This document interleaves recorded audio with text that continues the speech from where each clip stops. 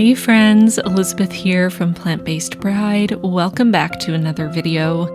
In today's video, I'm excited to be setting up my husband's bullet journal for November with a poppy theme in honor of Remembrance Day, which is November 11th, which marks the end of World War I in 1918. This theme was inspired by a piece of digital art I did for Remembrance Day last year on my iPad, and I thought it would be fun to do a physical version of this art, this style of poppy, for a bullet journal theme. Because these poppies are a little more abstract and loose, it's actually a really quick theme to set up. So if you're feeling overwhelmed right now, if you're super busy, this could be a quick and easy theme to do in your own bullet journal. I decided to use my Archer and Olive acrylographs for this setup because they had two perfect red shades to use, and because these paint pens layer really nicely on top of each other. If you want to know more about acrylographs in general, I made a whole video talking about them, tips, tricks, troubleshooting, all the information. So check out that video if you're interested. I'll link it in the card. And of course, if you're going to buy any, I have an affiliate code with Archer and Olive. You can get 10% off with my code PBB10. So I'm using the red shade from the primary set, which is a nice primary red, as you would expect, in both the 3mm and 0.7mm nibs. I'm also using a darker red, and this is from the Cool Fall set, which is one of the two newest sets released from Archer and Olive. And again, I'm using both the finer nib, the 0.7mm, and the thicker nib, the 3mm. I'm using the finer nib to outline the petals, and then I'm using the thicker nib to fill them in. The thicker nibs are better suited to filling in larger areas in a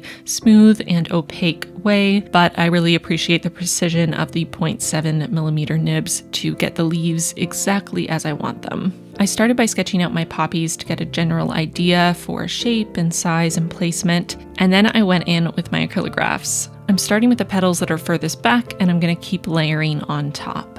I wanted some of the poppies to be facing forward, completely open, and some poppies that are maybe a little more closed or facing off to the side, again, just for some variety. And I tried to play with different numbers of petals and different shapes and sizes. It's always a good idea to use references if you're running out of ideas for placement and shapes, especially for botanical drawings. I find references so helpful, even if you're going for a more abstract style like I am in this theme.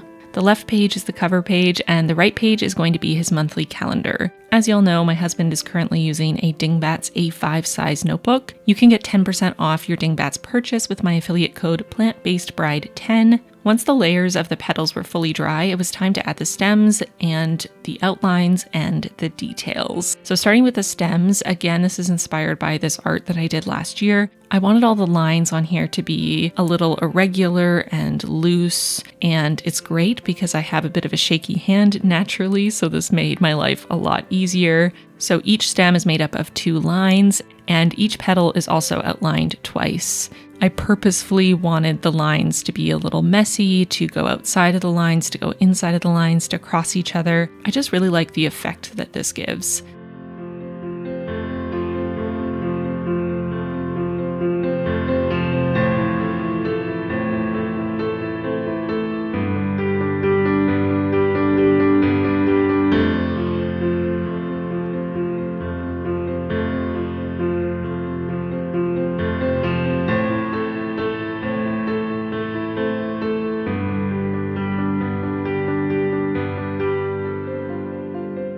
Once those lines were dry, it was time for the final details in the center of the flower. So I did a few layers for this, starting with the 0.7mm black acrylograph from the primary set. I created these elongated triangles. Once that was dry, I went on top of that with my white acrylograph. And then once that was dry, I went on top with my black fine liner yet again to add the small lines to the very center. And the last step for these spreads is to add the headers. So using my stamp set and my black ink pad, I'm adding November on the cover page and then the days of the week at the top of the calendar. And that's it for the cover page and the monthly. Very easy to do, very quick. And flipping the page for the final 2 spreads I'm going to set up for this month, which will be a quote page and the start of his notes pages.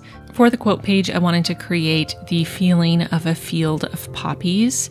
And then for the notes page, I just wanted 2 poppies along the edge to leave lots of open space for my husband to use this page for notes. Again, I'm trying to get some variety in the shape, size, placement of these petals, just for some more realism. Again, references really help if you're looking for different positions, different shapes of petals, while still staying within a traditional poppy shape. We have always gone to ceremonies in our local area as a family to pay our respects to veterans who fought in the First and Second World Wars.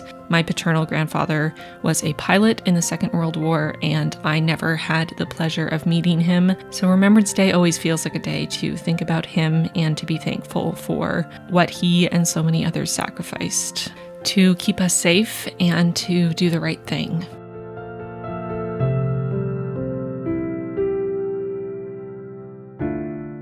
Once the layers were dry, I again went in with my fine liner to add the stems and the outlines of the petals. I think this is my favorite part. Outlining the petals really pulls everything together. And it's fun to get to draw lines in a wavy, messy way on purpose without worrying about it.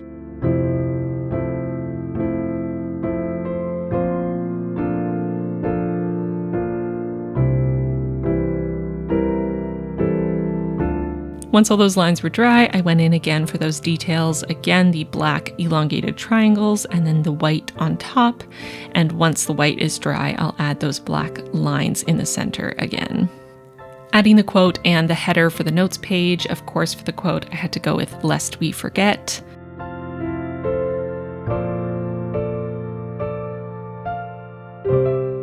And with that, this quick and easy setup is finished. I'm so happy with how this turned out. I love the minimalist feel of it. I love the negative space. And I love the meaning behind it because Remembrance Day has always been a special day to me. So I hope you enjoyed this setup. Thank you so much for watching. I would love to hear your stories about Remembrance Day or Veterans Day, I believe it's called in the States. Do you have family who fought in the First or Second World War? I would be interested to hear about it. I do think it's important to remember where we've been and to try to learn from it so that we don't have to go through those things again. Okay. That's it for this video. Thank you so much for watching, and I'll see you really soon in my next one. Bye, friends. I want to take a quick moment to thank my patrons for their support.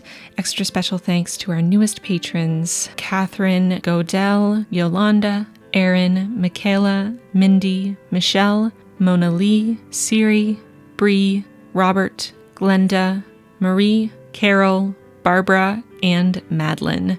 Welcome all of you to the squad. We are so excited to have you. If you at home want to join the squad, feel free. There's a link in the card and in the description box down below. And if you're looking for something else to watch, I recommend you check out this video and this video.